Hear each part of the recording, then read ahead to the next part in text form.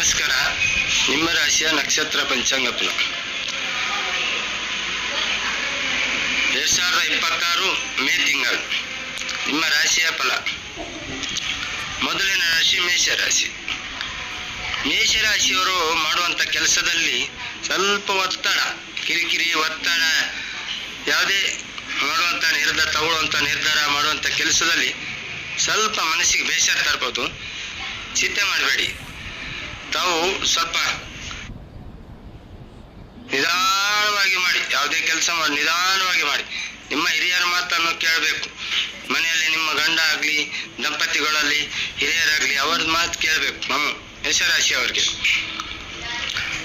ರಿಷಭ ರಾಶಿ. ಈ ರಿಷಭ ರಾಶಿಯವರು ಪ್ರಯಾಣ ಆಗ್ಬೋದು, ಎಲ್ಲಾದ್ರೂ ಊರಿಗೆ ಹೋಗ್ಬೋದು, ವಾಹನ ಚಲಾಯಿಸ್ಬೋದು. ಮಾಡುವಂಥ ಕೆಲಸದಲ್ಲಿ ಸ್ವಲ್ಪ ಒತ್ತಡ ಅನಿಸ್ಬೋದು. ತಾವು ಹಿರಿಯರ ಮಾತನ್ನು ಕೇಳಬೇಕು. ನೀವು ಮಾಡುವಂಥದ್ದು ಯಾವುದು ಶೋಭೆ ತರುವುದಿಲ್ಲ. ಹಿರಿಯರ ಮಾತನ್ನು ಕೇಳಬೇಕು. ಏನೆಲ್ಲ ಮಾಡಬಾರ್ದು. ಈ ಯಾವುದಾದ್ರೂ ಬೇಡವ ಚಟ ಏನಾದರೂ ಇದ್ರೆ ಅದನ್ನು ಬಿಡುವಾಗ ಜಾಗ್ರತೆ ಮಾಡಬೇಕು. ತುಂಬ ಜಾಗ್ರತೆ ಮಾಡಬೇಕು ರಿಷಭ ರಾಶಿಯವರು. ಯಾವ್ದಾದ್ರು ಅನ್ಕೊಂಬೋದು, ಇನ್ನೊಬ್ಬರಲ್ಲಿ ಕೋಪ ಮಾಡೋದು, ಈ ಥರ ಎಲ್ಲ